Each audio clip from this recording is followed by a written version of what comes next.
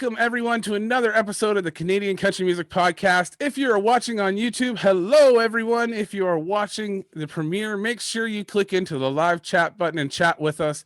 If you are listening on any major podcast streaming platform such as Spotify or Anchor, thank you so much for tuning in and listening in.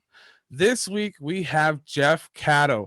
Hailing from Owen Sound, this gentleman has opened up for acts such as Gord, Bamford, and Deric Ruttan, and also has a single cut by another Canadian country artist, but I will let you hear that from him. He also has a song that just hit 50,000 streams on Spotify in just over 1 month. We get to talk to him all about that. So please, everybody, welcome to the podcast, Mr. Jeff Catto. Hey, man, how's it going? Good, my man. How are you? I'm awesome. That is great. So, Jeff, congratulations, man. Like 50,000 streams on Spotify. For a gentleman here who's hardly pushing 500, 50,000 is one hell of a feat. I just so happen to know what I'm doing with social media. I don't know. I think there's a lot of fans probably hearing my country stuff for the first time. I am a Christian artist outside of doing this, so I think a lot of my Christian fans are now hearing country for the first time, and I got a pretty decent stream of those, so you know. That's awesome. Yeah. Do you find, like, are they in a positive aspect, or are they kind of like, we kind of want you back in our genre?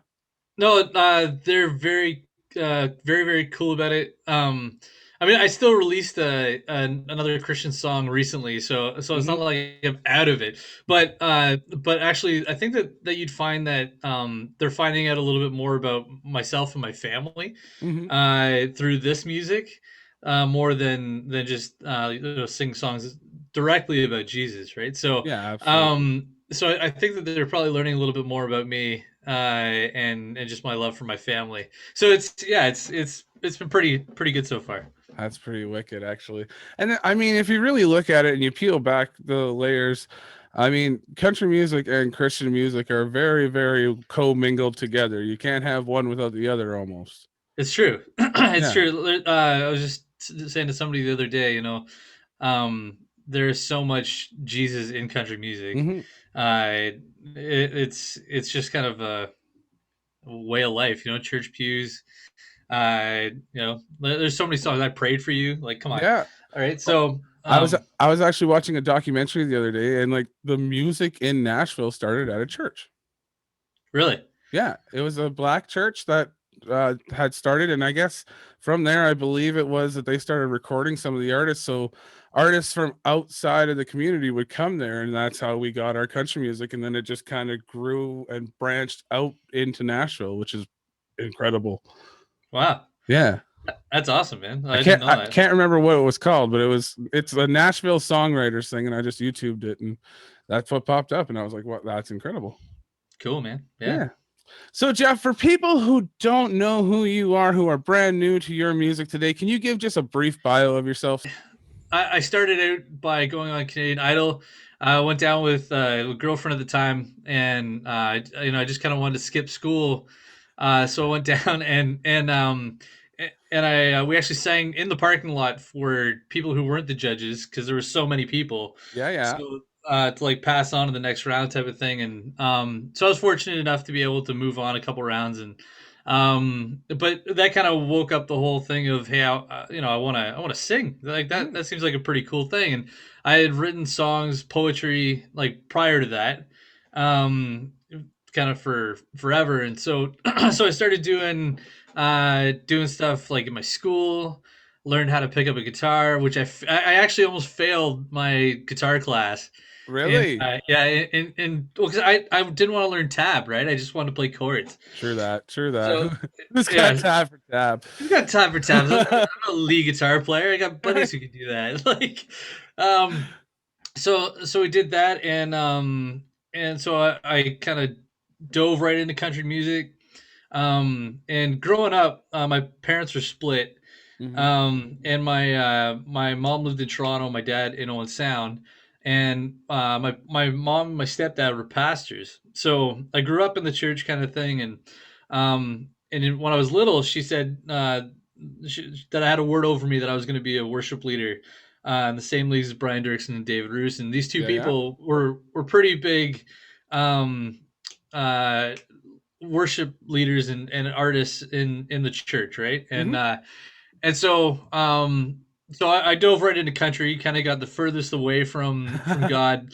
I went, I toured, I played, and I got a pretty big head about me too. I thought I thought I was pretty good, and so I ended up reaching out to when I was like early 20s. I reached out to Aaron Pritchett, Yeah, yeah. and I got to like thankfully enough he responded and it kind of checked me out on YouTube a bit and was like, hey, I'm really interested in your music, like I'd love to cut one of your songs. And so so summertime was there, and so he decided to cut it, and he actually flew me out to BC, and I lived with him for about a month, and I got to write with Dallas Smith, Oh my and goodness. got to meet all these guys that were out. Yeah, it was totally cool. And we got to play at a couple local bars. Like we just showed up one night, and like they were like, "Oh, you guys got to play," so I got to like get up and play with them, and Wow. like it was really really cool, and I got to meet some people that I probably wouldn't have ever had the chance to. I'm not Um, envious at all right now, but sir. but so with all of that, I came back home, and I thought that I was my trajectory was going in the right way. Hmm.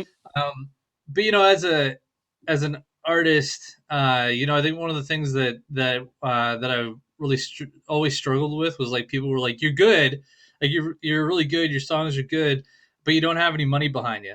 Yeah. Um, and so I decided that I was going to put on a big concert, and I actually had Aaron come up and a bunch of other artists, and I put on an event, and it ended up raining the entire weekend, and I lost $75,000. And so in the end, like just being young and dumb, it was a really big learning experience. But Yeah, yeah. I basically I stepped away from country music, any music, period.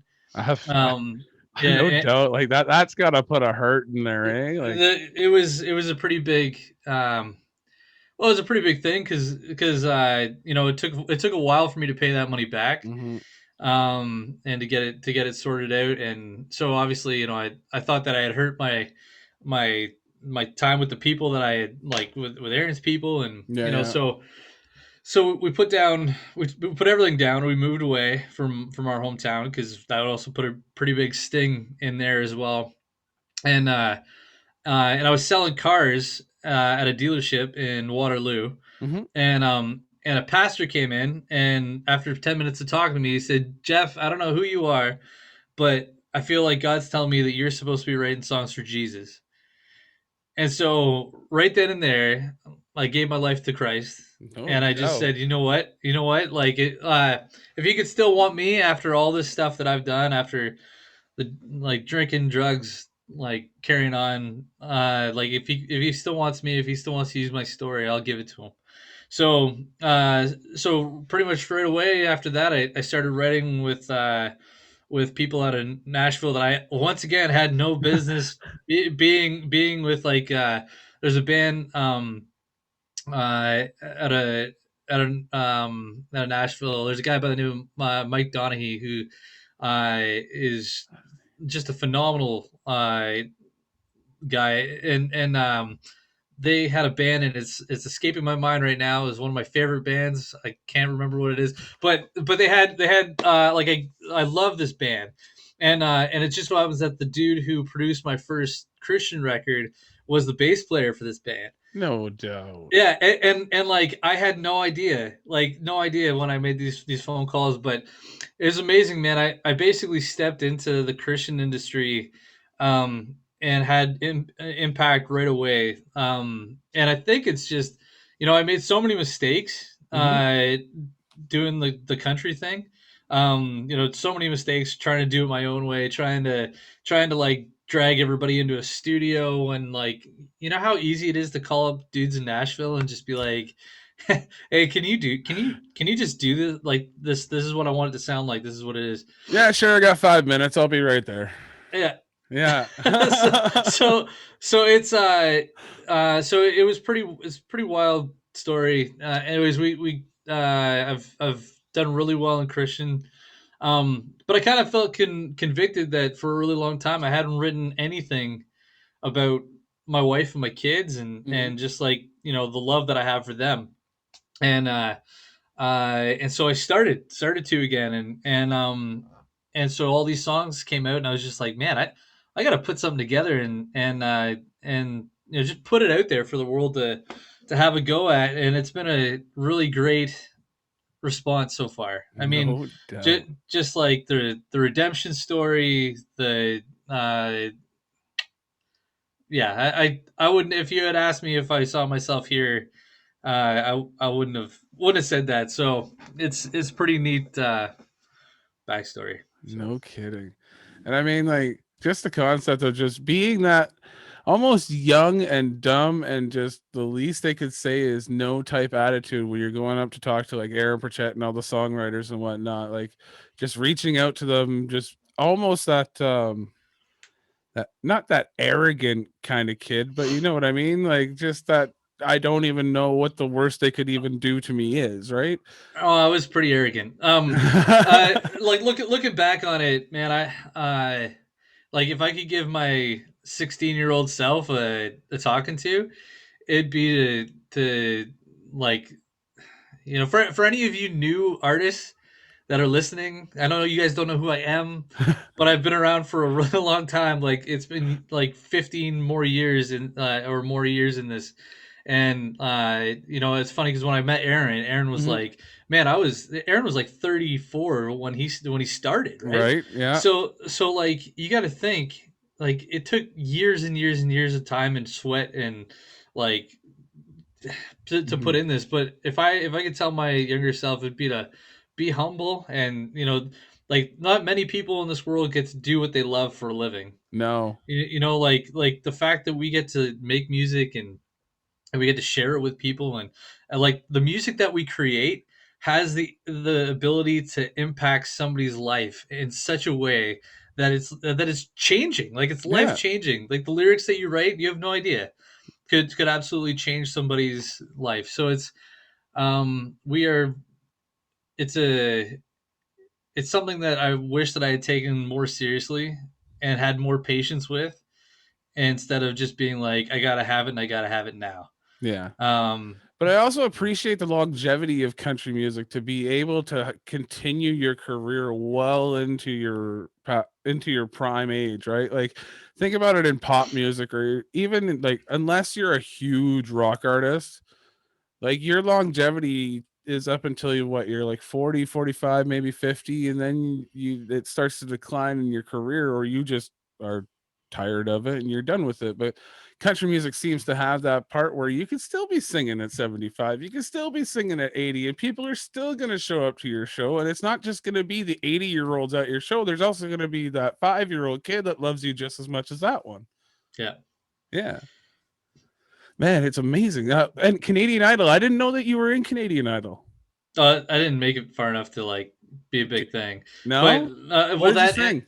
and actually my my parents didn't sign off on the sheet that allows you to like Well, you're already skipping school, right? Might as well yeah. forge the signature too. Yeah, well, but I had done like Amazed by You, my Lone Star. Oh yeah. Like that's what was big back then, like at Yeah. that point in time. Like Goo Goo Dolls, Iris, right? Like, Yeah. yeah. So, Now, did you do your own rendition, or did you try to step up into Lone Star's pitch? oh no, I kept it where I good and happy. Yeah, yeah, Bravo, sir. Bravo. yeah. Yeah, I would So, never have been able to hit that. So, oh man, right? I've done it, but I can only do it once, and you will not get me to sing another song afterwards. My voice is shot after. hilarious. So Round of Life, like, man, this song has 50,000 plays in just over a month. Yeah, we're working on almost month and a half now or so. Yeah. Like Yeah. that. Wow. That's a great. And I mean, don't get me wrong. You've had other songs there that are pushing 50,000 as well in your playlist. It takes um I have been ridiculously surprised with how well it's gone. Like there's a ton more like uh playlist ads that are out there. You know, when you go to pitch it to Spotify, Hmm. it added so many more playlists, like editorial playlists, and that like that I ever had with Christian music. Like way more. Like I mean, like I was like doing backflips, Wow. Eh? but like there's different ways of like I'm not it's not all like organic like in terms of like I'm running an ad for it, so Hmm. it drive people uh to the Spotify ad, right? So Yeah. like Yeah. um so I mean like I have a background in social media, so that helps, right? But um but Just a yeah, tiny bit. it's just a tiny bit, but I mean, uh, it's been really wild to see how things have like progressed. Like, and I've like hardly done any like ad work. Like, it's basically just been like people like people hearing it via the Spotify playlist, and then like adding it to their playlist, and That's so that's wicked. Well, how about we get through into the round of life here and we talk about this song. So, how did this song come about for you? yeah. Well, I mean, um, you know, so COVID has been really uh, great for me in terms of being able to like write with people that I would never have been able to before, because Hmm. when everything stopped, Yeah. and then they had like time to pick up the phone and be like, hey man, I'll write with you, and so at the time I was writing a lot of Christian stuff, and um but I kept on like reflecting on what was going on around me, and like how crazy life was, and um we have 6 kids, so Yes, you heard it's that right, everybody. 6 kids. yeah, 6 kids. So I've got like one that won't go to bed until like midnight. You can put her to bed at 7:30, but she doesn't go to bed till midnight. Hmm. But then you got ones that'll like come into our room at 5:30 in the morning and just be like ready to go, right? It's a battle, just I period. only shake my head because I know exactly what you mean right now. but but I wanted to. Sometimes we can look. You can look at a life like this and go, man, like it's messy. Like I wish that we could do better, like in terms of like like our house, like our like it, it's but to me it's like one day we're gonna look back on this time and we're gonna miss it and go, Hmm. man, where are the screaming kids, where are the clothes everywhere, where's the pile of laundry, where are the toys, because like these times matter, and I'd rather order up another round of this craziness Yeah, yeah. than not have it, right? How So old are the kids? 12, 12, 8, almost 7, almost 6, and almost 4-year-old twins. Whew. 4-year-old twins? Yeah, No, wow. My man, that that's some work. yeah. It was basically like like the last like 4 or 5 were pretty much back to back. All right, so Round of Life. So I mean, it's an absolutely incredible song. So now that you have this song written down and you've got it for the family, did you have your band come into a studio or did you hire studio musicians?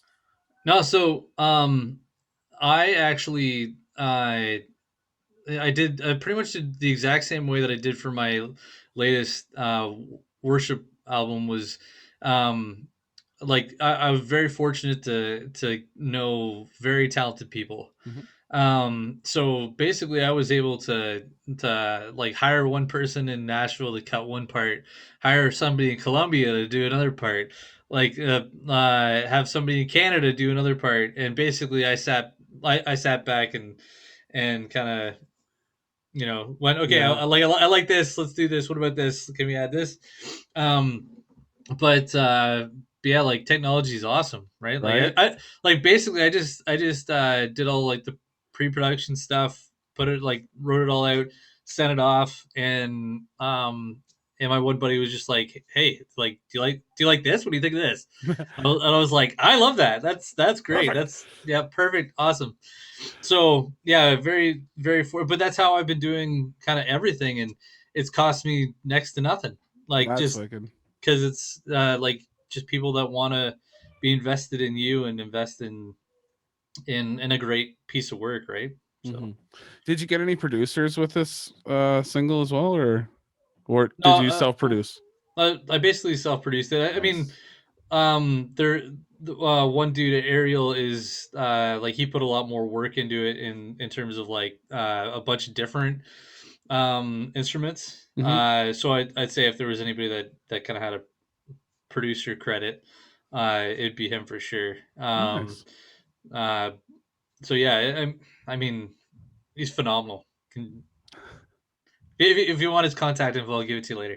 But We'll put it right up underneath the bottom of yeah. the screen for every single person right now. But yeah, no, he's really great. My buddy Jonathan Turner, he's out of Louisiana, and Ooh. he does the background vocals, mixing and mastering on it. So Oh, that's yeah, it's pretty sweet when they can do them all, right? yeah, right. Multi talented people. So Unlike me. yeah. Well, I can't do it either. You should hear the demos that I come up with. Like, Man, I just, feel sorry for my band sometimes because I'll send them something and be like, "Yeah, we're gonna play this live," and they're like, "What is this?" yeah, what, this doesn't sound right. My buddy messaged me. I sent him a video of me playing a song the other day, and the first thing he said to me, he's like, "Your guitar's out of tune." I Isn't was like, that It's a isn't that like demo." that? Yeah. Like, yeah, I hear that all the time. Yeah. That's fine. They play the guitar. They make me sound way better than I should be. But anyway, so before your release, now, how long did you have this song in hand, fully mastered, ready to go before you released it? um, it's funny. This whole time has been a little bit weird for me, because I'm a as I told you before, I'm a pretty impatient person. When I have something ready to go, I like to just go with it. Um, but it's funny. So my worship album, I've been sitting on for an entire year. That because normally I would have, like, prior to COVID, I was touring. Yeah. I actually had 65 dates that we ended up not being able to do. Uh, Yeah, so it is a like, so my inner part is like, how do I release this when I can't tour it? Um, and but when it came to the country stuff, I think I was like maybe a month and a half before I released it, and it was just kind of like, well, you know what, I want to release this just because I want to take the opportunity to put this out and say, like, I love my wife, I love my kids. Like, I mhm. may not be able to go out on tour, but I'm gonna put it out to radio and see how it goes. And I wasn't expecting what's happening. Um, like, it's not like I've been picked up by a ton of stations. There's 25 stations that have picked it up. I'm still waiting and hoping on Sirius XM, Mr. Tim, right? Um, but still waiting on that. But there's just been a ton of love and feedback that I've gotten out of this, and that I really was not expecting, and so I'm really really happy about that. I mean, it's an absolutely incredible tune. From the first time you sent it to me, I was hooked on it, and then I went over and I clicked on your stuff, and I was like, okay, like, who is Jeff? Who is Jeff? Because I honestly, I'm a brand new artist. If you didn't live in Thunder Bay, Ontario, or you didn't travel through here before, odds are I probably didn't know you until COVID happened and I expanded. So once COVID happened, it was just like a bomb went off, and then all of a sudden, I'm like seeing artists from all over the place, and it all happened through the Canadian Indie Country Countdown and through other like aspect avenues like that, right? So, when you sent me that track, it was wow, like Thanks, man. you can feel the emotion and the heartfeltness in that song. Nice, dude. It's amazing the community actually that's built in since the last time I was here, like since the last time I was in country. Mm-hmm. The community is way different, like way different. Now more family than Yeah, rivals. Yep. yeah, like way more like let's lift each other up. Mhm. Let's promote each other's music. Like really cool. And see, I always grew up with that aspect in my head, right? Like you see on TV all the time, like Johnny Cash, it's like cutthroat business here. Everybody always tells you like it's the worst business to get into. Everybody's always stepping on your toes and all that kind of stuff. So in my head, I had that aspect going into everything. And then I realized it's like, nah, I like everybody's really awesome. This person's helping me do this, and I'm helping this person do that, and that person's like this is really awesome. Yeah, it's been really neat. Yeah, Yeah, it's really cool. it's beautiful. So, yeah. So before you release, did you set up to have trackers and like a publicist and everything with that as well, or were you going in there gun ho ready to do it yourself? I've always been a gung ho do it yourself type of person, but then I've also learned from that. So I did end up getting somebody else to do the tracking for me. Mm-hmm. The thing is that people have relationships that are built up um, that are already there. Yeah. They can knock on the door for you and open it up. And I figured that this song was going to be one that maybe didn't do so well because I'm like a brand new artist all over again. Mm-hmm. Um, but I wanted it to do well. I wanted to at least open up a little bit of a door for myself and being able to meet some people. So did that, and then I was doing a lot of the PR stuff myself. Like I do my own like ads and Yeah. Yeah. stuff like that. So yeah, I mean I'm very fortunate to have been doing this like a long time, and just kind of know already kind of what to do and what not to do, and what buttons to push. So yeah, it's been fun. I enjoy doing a lot of the stuff myself, though. How much time would you say do you spend on your social media and your PR? Probably too much. My wife would say too much. I yeah. Your Well, kids I would mean, probably tell you that they beat you no problem on their phones, but yeah. Well, they're all still little, but yeah, they're getting oh, there. But no, it is it's your career, right? mhm, Like so your career has to take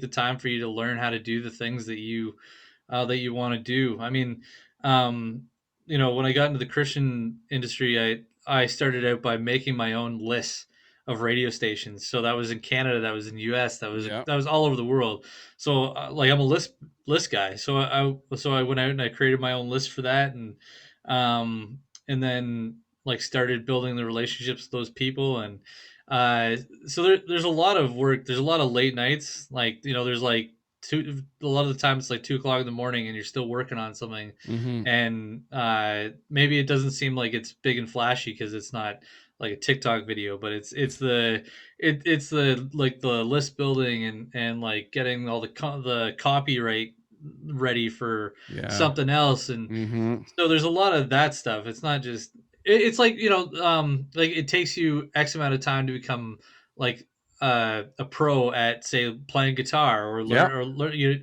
X amount of hours. You still got to put those hours into the things, because basically you're your own little record label, right? hmm. You're your Like own business. your own business. So if you don't do all the other things right, then you either need to spend the money to hire those people, Hmm. or learn how to Learn do to it. do it yourself. Yeah. Yeah, absolutely. I 100% agree with you on that one. Yeah.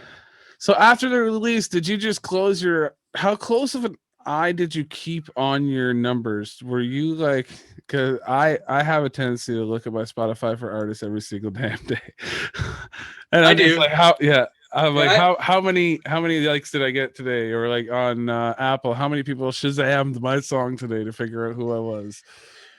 huh. I probably spend. I'll look at the Spotify for artists every day. Hmm. I will. But mainly because I've been in shock.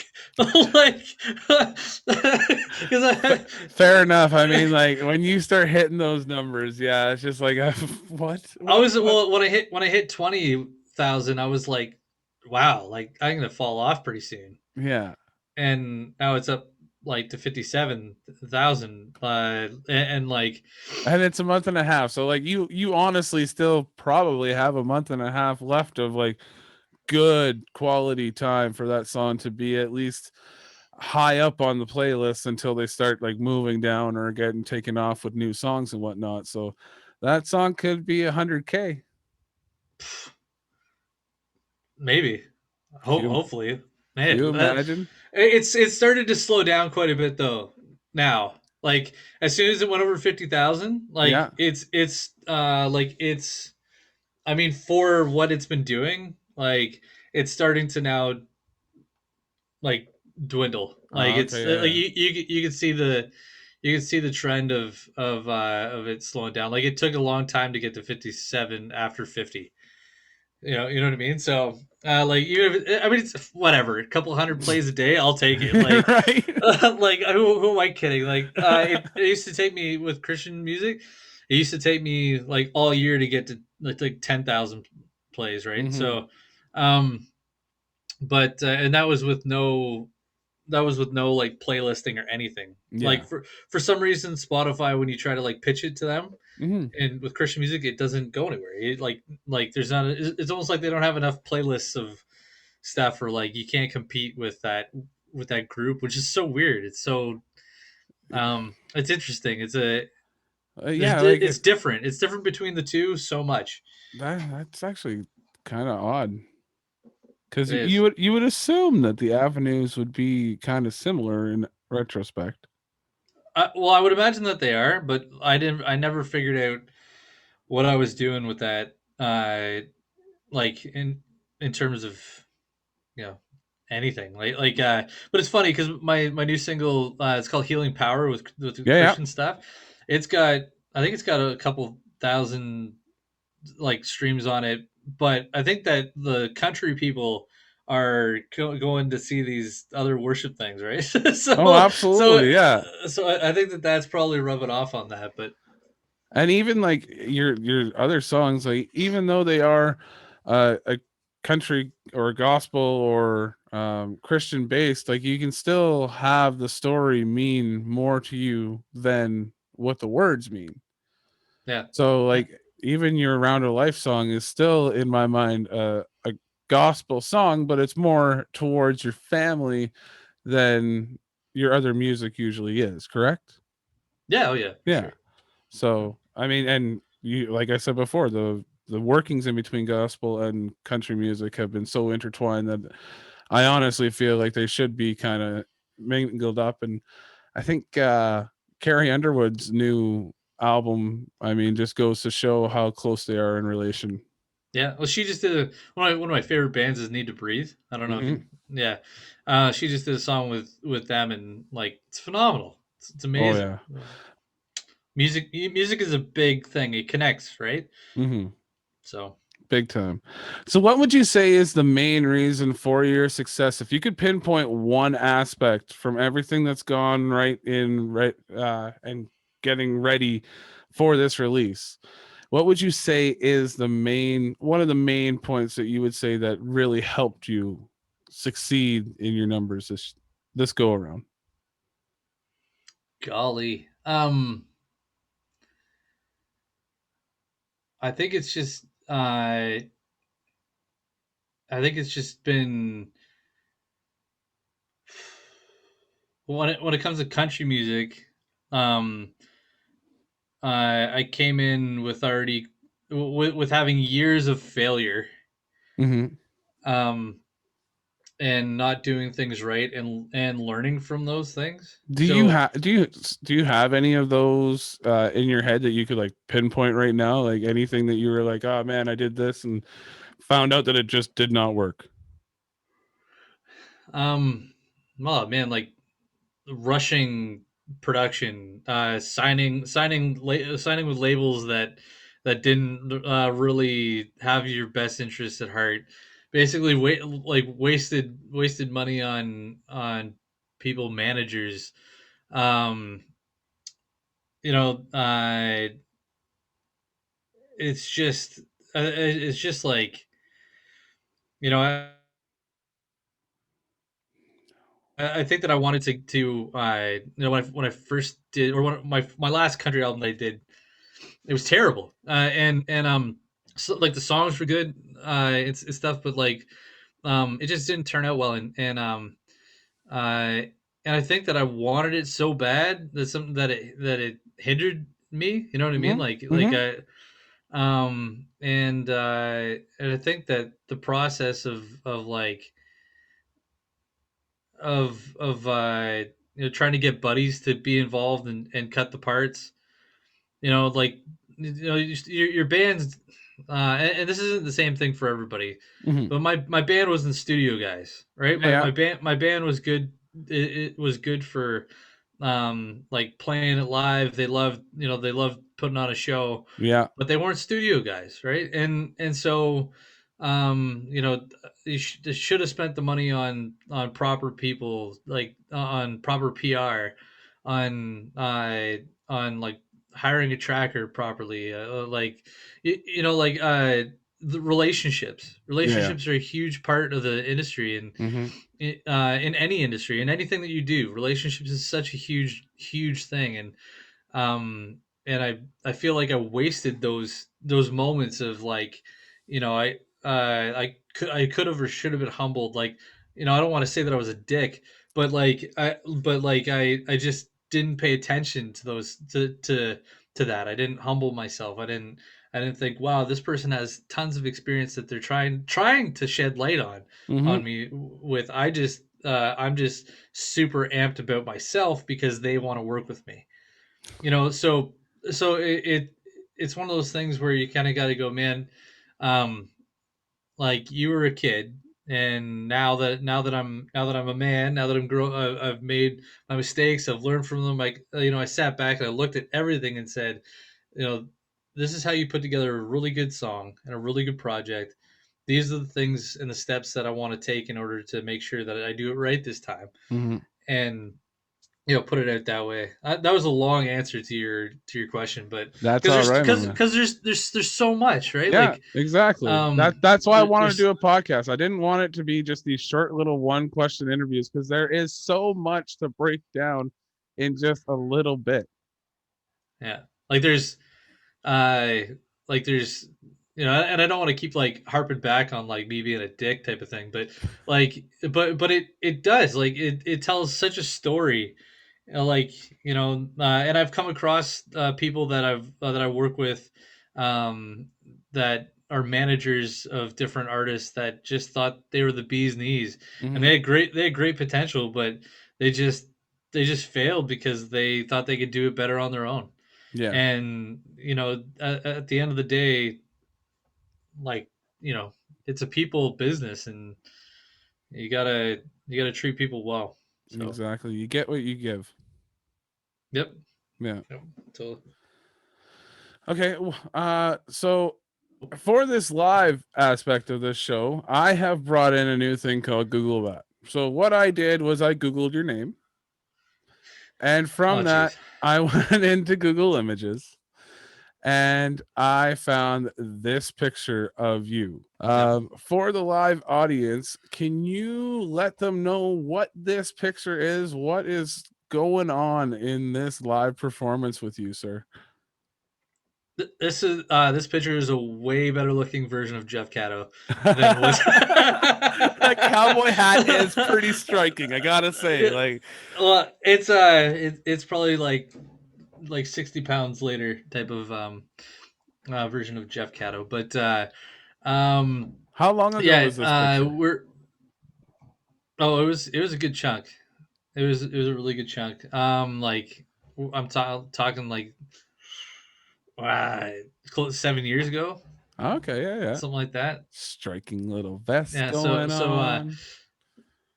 I know. I had a nice little vest, little chain holding my wallet there to make sure Oh nobody yeah, grabbed yeah, it. yeah. I see that kicking Um, down there. uh, yeah. But no, we were playing at an event for I think it was for Alzheimer's in Brampton. And yeah, that was that day, and it was a good little show. I mean, like it was. Uh, yeah, it was fun. I mean, I don't know what else to say. It was great. Do you remember But anybody else?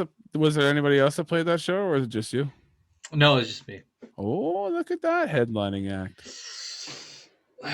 Yeah, it was no, Jeff it was Catto for Alzheimer's. Not for, but yeah. I always hated that too. I used to put on concerts when I would do promotions and whatnot, like as a promoter in town, and it was like Thunder Bay rocks for cancer, and then people would be like, "Well, we don't rock for cancer. Yeah, We rock against it." I'm like, "Yeah, but rock for cancer rolls off your tongue a lot smoother." yeah, totally. Well, look it. I'm happy I found that picture because I was looking at it and it was almost to that point where I was like, if I choose this picture, is that even him? I know. There's Like, a. look at the long locks going on. I I mean, the know. the I mean, beard the beard it's has slightly come out. It's gotten a little thicker, but it's still got yeah. that nice little trim to it. What kind of guitar are you rocking there? I've got I've got a tack. Oh I yeah, grew up. My very first guitar was a tack. Um, and so I don't know what it is. Like you buy your first guitar and then you're like, that's the brand that I love. right. And so I just kind of I always I'm have. I've had a Fender in between there. I've had, but nothing ever really struck me as that, and they're like super affordable. I mean, yeah, I like I would know. love to have a Taylor, or but like a I couple feel grand later, I don't know. yeah, Like Taylors are a pretty expensive guitar. yeah, I've got two sitting here. I've got the Baby Koa in the living room, and I've got the GS 100 sitting over in the corner there. I've had that GS for nice. probably about like 8 years now. It's beautiful, beautiful guitar. Absolutely love it. And that's the same thing. Like it was one of my first. Thank goodness I didn't stick with my very first brand of guitar because I was Nova by Sears. So Nice. Nice. yeah. I was actually one of my really great friends bought me a Gretsch hollow body Oh, like recently within the past year, and I was like, oh, like, but I loved it. Like oh I yeah. was always in the store like looking at it, like I was like, It's one of that's those one. things where you're like, I would absolutely love to own Yeah. just to have it in my house. Yeah, and right now it just kind of sits in its case because but When people eventually come that. over, I'll open it up and I'll let them know that I own it, and then I Yeah, will that's close it right. back out. Just slap it against the wall. But that's dangerous in my household. The kids will knock it down. Hey, a Forget couple it. more 50,000 plays on Spotify, you'll be able to put a couple of guitars up on your wall just for looks. I'll probably just be able to purchase the hangers to put on the wall. Not so much be able to buy a guitar with those Well, fifty if you thousand shave all the plays. pennies that you get, you might be able to melt something down for you. Yeah, that's right. Jeff, Totally. this is awesome. I love this. Man. So for the 16-year-old, now you touched on it briefly, but I always ask my guys and girls that come on this show, what advice would you give 16-year-old Jeff Catto for what's next in his career? Like, I would probably tell the 16-year-old me, I to slow it down, to to look a little bit more for Jesus than what I was, because that pit that I fell into in terms of just hitting rock bottom was pretty hard, and there's more to life than music. but there's great things in music, Mm-hmm.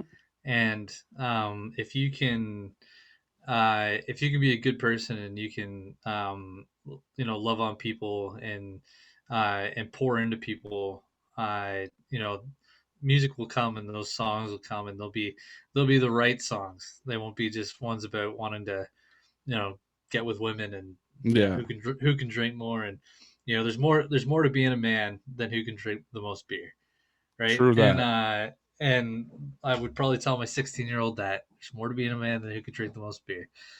Yeah, So fair enough. I mean, with you, we could almost say, what would you say to your 16-year-old daughter or son coming up? Like, yeah, well, I mean, I probably had those conversations with a little bit of conversation with my oldest daughter. But it's funny because I've been writing a song that's kind of revolves around that. Is like like specifically for my boys. mhm, You know, uh, the sins of the father type of thing. I don't want those to trickle down to my kids and those picking up those tendencies, because like my dad was a bit of a play guy too, and so so it just kind of comes yeah, down. yeah, yeah, yeah. So if anything, Apple my doesn't fall far from the tree. Same doesn't on this fall side. Same on does this side. yeah. So I think one of the things is I'm going to be keeping my boys grounded and in line, um, and how to treat a woman, how to Yeah. my wife is my queen, and I it's taken a lot of ups and downs and forgiveness Mhm. to make marriage work, right? And I hope that my kids see that. Like I don't try to hide. Uh, like I'll never hide anything from my past from my kids. Um, but in an attempt to let them know that, hey, you can be better than this, right? Like Yeah. you can do better, and um, so that's what I'll be telling them. That's what I'll be showing them, is hopefully they'll just see, right, and Yeah. like the things that I'll be cheering them on for won't be like, oh, you got in a fight, did you win, right? Like that won't be Yeah. as much as like the dad in me will be like, yeah, all right, Yeah. but Right but on. yeah, Knocked but him out. that yeah, but that won't be the That'll be thing that I behind closed doors at nighttime when they're sleeping. that's right. But I want my kids to take care of their own, but I want them to love people first Hmm. and stand up for the people that don't have anybody standing beside them, and just love God, right? At Absolutely. the end of the day. So, Couldn't have said it better myself, my man. Jeff, thank you so much for taking time out of your schedule to chat with us today. It has been absolutely incredible. oh, you're a gentleman, man. Oh man. I've really enjoyed this. Go Leafs! I don't know if you're a Yes, Leafs fan, but I was gonna bring it up. That was gonna be one of my last yeah. final questions. What do you got? What's your score tonight? Uh, I don't care as long as they win. Oh man, did you Let, say let's let's say JT let's was say 3-1. okay? I'm still good. I want just for the sheer awesome of it. It's gonna go to overtime tonight, and the Leafs are gonna take it in OT, That'd be pretty sweet. and it's gonna be a comeback win. Who do you got as the OT hero? Marner. Marner. Yeah, I got Mitchie winning it. Or I mean, oh man, you could pick a few on our team. Look, Nylander can just keep lighting it up. Like that'd be wicked. he probably will, dude. You know who's the? I don't know if this is going to continue on the podcast, but you know who's been awesome is Gally, like Yeah. Galchenyuk. Like Yo, what a right? pickup! What a redemption story that guy is, right? Like, Oh, just incredible. I cannot get over it. Like I've it's funny, man. I was talking to my brother, and I was like, man, like I love Campbell. Like it's about time that he got his shot, type of thing. Mhm. But and I shouldn't be nervous about it. Like he makes me less nervous than Anderson does. He does. But like he's just like an unknown commodity, right? And you're just Yeah. like, I don't know if I should be like okay with him Right? playing, Well, like, I because mean, I like mean we he did so well, yeah, we've seen like, it in the but past that we've seen these no-name goaltenders all of a sudden show up in the playoffs with a whole new set of body armor on. yeah. But at the same time, like Yeah, I totally get it, because there could be that one game where he just like is Swiss cheese and that's it, gone. Yeah. All that Yeah. mojo just ceases, and then no offense to Freddie Anderson, but then we got to rely on Freddie Anderson. I know, and I don't think I'd go for him, or like I go for Riddick probably over I'd go for Freddie, the but that Zamboni driver right now. yeah. Call up Carolina. He did a great job. Yeah, totally. So, back on topic now, Jeff. What's next for your music? Have you got any new music that you're already working on? Oh, dude. So my this whole project of Round of Life it's based off of an EP that I've made called Songs for My Wife, because that's what this whole thing was about. It was just writing songs for my wife and my kids. That is so beautiful. Isn't that just like I'm a not letting my girlfriend hear this podcast now, Jeff. Thanks. yeah, so every song is dedicated to my wife. So but No so competition there. Jesus. no competition there. So I'm sending that out and yeah, I'm pretty excited. Well, Jeff, thank you so much for coming on to the podcast. Where can people find you on social media, sir? You can find me at any of the social medias under Mr. Jeff Catto. And you can also go to my website at www.jeffcatto.com. That's CATTO. That's right. CATTO. So, yeah, you find me on there. Pop in, say hi, say what's going on, say your pictures look weird, whatever. Bad publicity is still publicity. I don't care. Yeah, exactly. Oh, that's awesome. Jeff, thank you so much for coming on to the podcast, sir. Thanks for having me, buddy. Take care. You too. Hey guys, Tim Albertson here, host of the Canadian Country Music Podcast. And if you like this episode, we got plenty more. Come check us out. Just search the Canadian Country Music Podcast on all major streaming podcast platforms. And I will see you guys there. What do you think, Trace? Tracy seems excited. You should be too, guys. Take care. Mwah!